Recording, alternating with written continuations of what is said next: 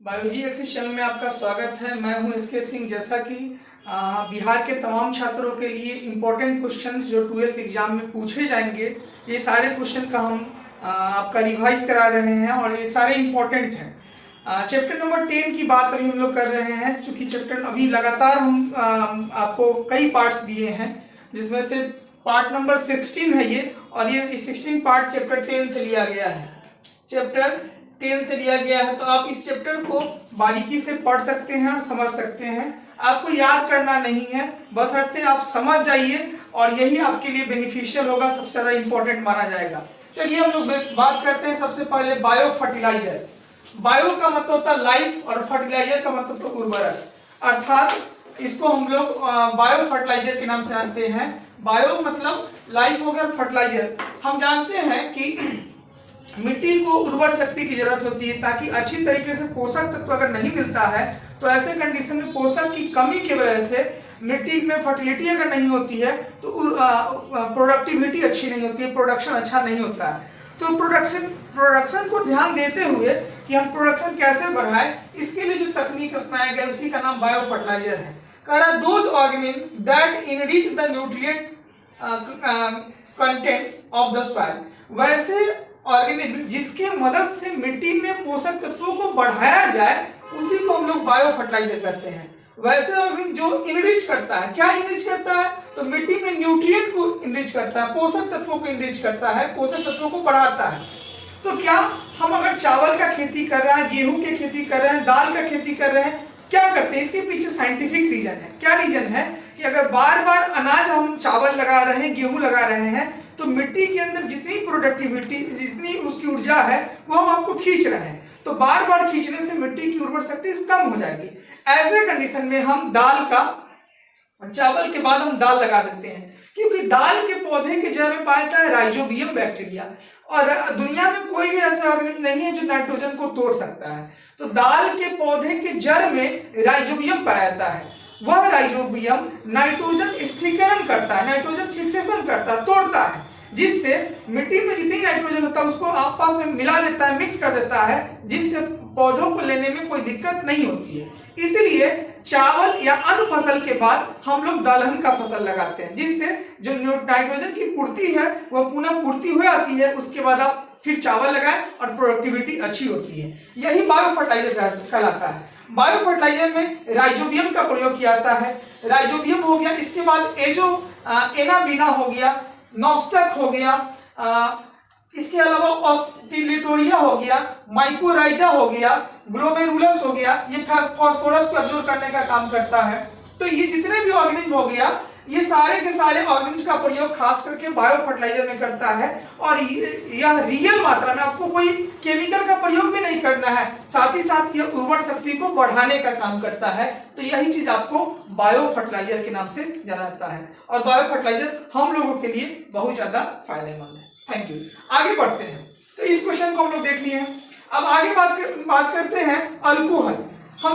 हमको तो अल्कोहल मिल जाता है, तो हम लोग सोचते हैं कि अल्कोहल हमको मिल रहा है, आसानी से मिल रहा है, लेकिन वास्तव में अल्कोहल के निर्माण करने के लिए या तो किसी बैक्टीरिया का प्रयोग किया जाता है या किसी फफूंदी या फंगस का प्रयोग किया जाता है। तो हम देखते हैं कि किसके माध्यम से कौन से चीजों का प्रोडक्शन, कौन से एसिड का प्रोडक्शन होता है। जैसे सिट्रिक एसिड की बात करेंगे तो एस्परजिलस निगर के नाम आता है, जो एक तरह का फंगस है जिससे एसिड का प्रोडक्शन होता है, एसिड का निर्माण होता है। उसी तरह से एसिटोबैक्टर एसिटाई है, जो कि एक बैक्टीरिया के ग्रुप से बिलोंग करता है, जो एसिटिक एसिड बनाने का काम करता है। उसी तरह से ब्यूटेरिक एसिड की बात करेंगे तो कोलेस्ट्रेडियम ब्यूटेलिकम के मदद से, जो कि एक बैक्टीरिया है जो ब्यूटिक एसिड बनाने का काम करता है।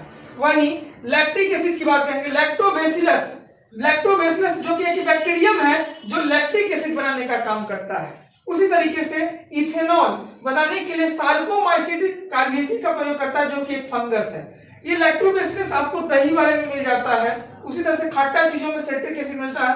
तो ये सारे जो है एसिड के प्रोडक्शन में कहीं ना कहीं से माइक्रोब का उपयोग होता है। माइक्रोब क्या होता है, वैसे ऑर्गेनिज्म जो आपके नग्न आंखों से दिखाई नहीं देता है उसको माइक्रोब कहते हैं। और कहीं ना कहीं से माइक्रोब के माध्यम से दुनिया के जितने भी केमिकल सब्सटेंस है उसका निर्माण होता है। हम समझते हैं ये केमिकली तैयार करता है, लेकिन वास्तव में इसमें माइक्रोब सूक्ष्म जीवों की आवश्यकता होती है और सूक्ष्म जीव की मदद से इसका निर्माण किया जाता है। अब बात करेंगे कि माइक्रोब कितने होते हैं। तो माइक्रोब की बात जब करते हैं तो वायरस है, वीरोड्स है, बैक्टीरियम है, फंगी है, प्रोटोजोआ है या सर्टेन कुछ अलगी भी होते हैं। तो ये सब माइक्रोब्स में आते हैं, सूक्ष्म जीव में आते हैं। अब हम बात करेंगे कि ये जो बैक्टीरियम है माइकोराइजा हो गया जो कि फास्फोरस एब्जॉर्ब करता है।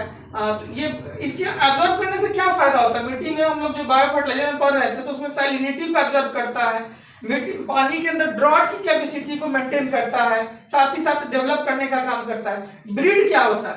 अच्छा, ब्रेड जो होता है, जैसे हम लोग ब्रेड की बात करेंगे, रोटी या जो पाव रोटी जिसको कहते हैं, तो उसको बनाने के लिए भी हम लोग कोई ना कोई बैक्टीरिया का यूज होता है, जिसमें सार्कोमाइसिटिस कैरवेसी हो गया। चीज जो बनाते हैं, चीज जिसको कहते हैं, तो चीज को बनाने के लिए भी प्रोपोनी बैक्टीरियम का प्रयोग किया जाता है। तो बैक्टीरिया केवल नुकसानदेह ही नहीं है, बैक्टीरिया हम लोग के लिए फायदेमंद भी है, माइक्रोब हम लोग के लिए फायदेमंद भी है। इसलिए हम लोग केवल नुकसान के उद्देश्य से नहीं, हम इस चैप्टर में उसके फायदा के उद्देश्य से हम लोग बात कर रहे हैं। चलिए, क्लियर हो गया है। आपको कुछ इंपॉर्टेंट टर्म्स है, जैसे IARI, जिसको फुल फॉर्म है इंडियन एग्रीकल्चर रिसर्च इंस्टीट्यूट। उसी तरह से KVIC है, khadi and village industrial commission. Bisleri जो पानी पीते हैं वो इसी का प्रोडक्शन है और इसी के माध्यम से तैयार किया जाता है। चलिए हम लोग बात करते हैं बायोगैस के बारे में। बायोगैस क्या है? तो हम जानते हैं कि आज हम लोग के पास बिजली उपलब्ध है, लेकिन आज से वर्षों पहले भारत कृषि प्रधान देश था, जहां पर भारत की जो आर्थिक स्थिति थी उतनी अच्छी नहीं थी, लेकिन कृषि ने भारत की रीढ़ के रूप में काम करके हम लोगों को सभी चीजों से भरपूर रखा है।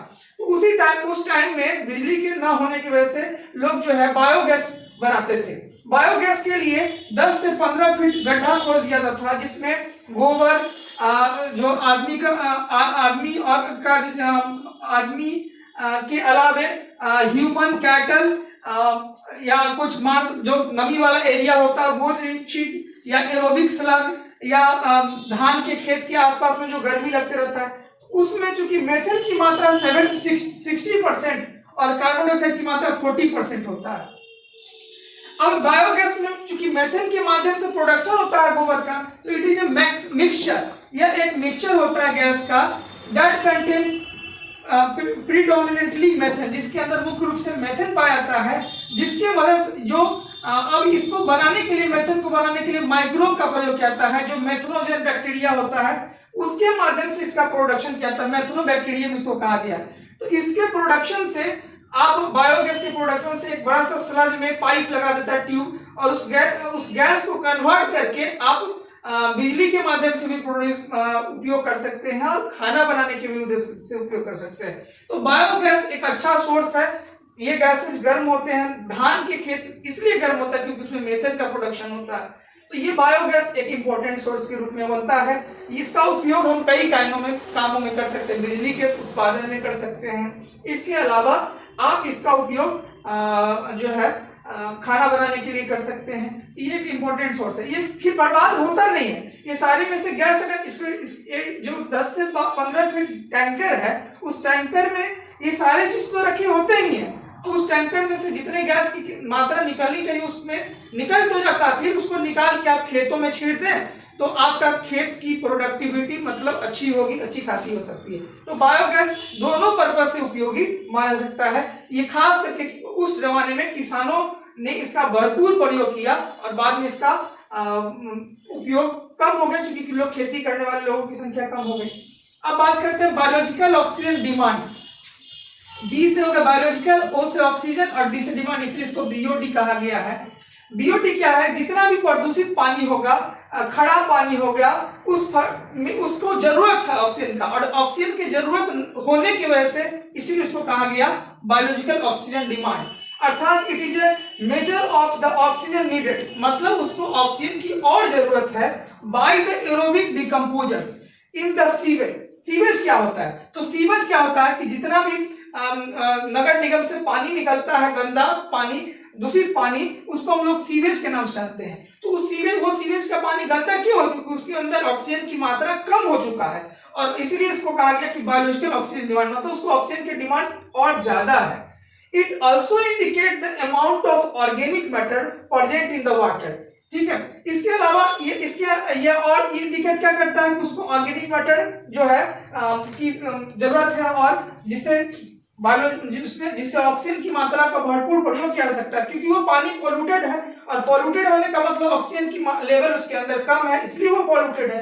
तो पॉल्यूशन की मात्रा को या उस पानी को साफ करके आप प्रयोग में ला सकते हैं। तो जितना भी बड़ा बड़ा क्या बोलते हैं सिटी है, बड़े बड़े शहर है, उसके अंदर जो नाला से पानी निकलता है, जो नदी का पानी है, उसको प्यूरिफाई करके प्राइमरी ट्रीटमेंट, सेकेंडरी ट्रीटमेंट करके आपके घर तक प्यूरिफाई करके पहुंचाया जाता है। अर्थात उसके अंदर ऑक्सीजन की डिमांड को बढ़ाकर उस पानी को प्यूरिफाई किया जाता है और आपके घर तक पहुंचता है। ऐसी चीज बायोलॉजिकल ऑक्सीजन डिमांड कहलाता है।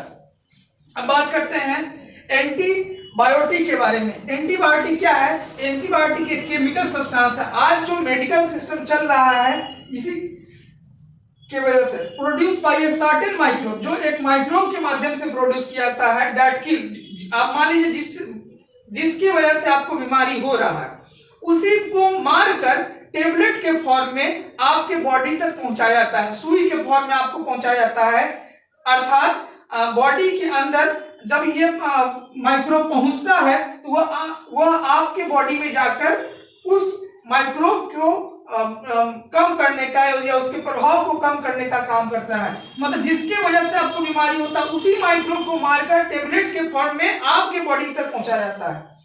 इसीलिए इसका नाम एंटी का मतलब होता है अगेंस्ट, मतलब विरुद्ध, और बायोस का मतलब होता है लाइफ, लाइफ के विरुद्ध। जो आपके बॉडी के अंदर जिंदा बैक्टीरियम है उसके विरुद्ध ही यह काम करता है, इसलिए इसको एंटीबायोटिक कहते हैं। एंटीबायोटिक का खोज अलेक्जेंडर फ्लेमिंग ने किया था। अलेक्जेंडर फ्लेमिंग खोज किसी दूसरे चीज का कर रहे थे, निमोनिया पे काम कर रहे थे, लेकिन वास्तविकता ये हुआ कि जब देखा कि वो मरा हुआ अग्नि में है और लाइव में है, तो मरे हुए बैक्टीरियम से वो दूर भाग रहा है। अर्थात उसने सोच लिया कि अगर मरे हुए से दूर भाग रहा है, कोई अगर दवा रखा हुआ है यहाँ पे मरा हुआ, यहाँ से जिंदा वाला जो अग्नि है यहाँ से दूर भाग रहा है, अर्थात ये इससे दूर भाग रहा है, मतलब कहीं ना कहीं से इससे ये प्रभावित हो रहा है। और इसके बाद ही एंटीबायोटिक का खोज हो गया, जिसमें सबसे पहला पेनिसिलियम नोटेटम नाम का जो है एंटीबायोटिक का प्रयोग किया, जिसका प्रयोग बहुत सारा बीमारी में, डिप्थेरिया, लिपरोसिस, पार्टूसिस, वूपिंग कफ, प्लेग जैसी बीमारियों में होने लगा। और आज तो पूरा मेडिकल सिस्टम इसी पे चल रहा है। एंटीबायोटिक को हम लोग प्रतिजैविक के नाम से भी जानते हैं हिंदी में। और लास्ट है जिसको हम लोग बोलते हैं बीटी कॉटन। बी से होता है बैसिलस और टी से होगा ट्रिग्नेसिस।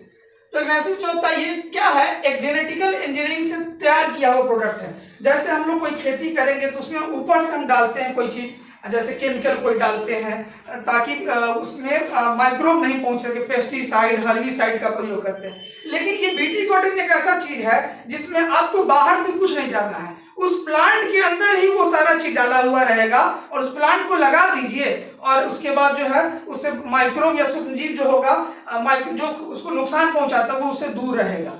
मतलब ये ऑलरेडी तैयार किया हुआ ट्रीटमेंट है। इसको सबसे पहले कॉटन पे किया गया, इसलिए इसका नाम बीटी कॉटन रखा गया। और बी और टी का मतलब ये होता है, it is a bacterium whose spores are toxic and certain insect. कुछ खास तरह के इंसेक्टों के लिए वो जहरीला होता है, जिससे वो अपने आप उससे दूर भागता है और वहां तक नहीं पहुंच पाता है। ठीक है, लेकिन कुछ के लिए कुछ जो फायदेमंद है उसके लिए तो फायदेमंद है ही, लेकिन जो नुकसानदेह है उसको ये दूर करने का काम करता है। और ये बेहतर प्रयोग है। पंजाब के किसानों ने इसका बहुत बेहतर तरीके से प्रयोग किया बीटी कॉटन के, और आज इस बीटी टेक्निक का कई सारे फसलों पर प्रयोग किया जा रहा है, जिससे आप पेस्टिसाइड, हर्बिसाइड का प्रयोग कम करें और प्रोडक्टिविटी को बढ़ाएं। कैसा लगा आपको वीडियो जरूर बताएंगे, और चैनल को सब्सक्राइब करें, लाइक करें और अपने दोस्तों को शेयर करें, क्योंकि यह वीडियो आप तक लगातार पहुंचता रहेगा। बेल आइकन दबाना ना भूलें। Thank you for watching.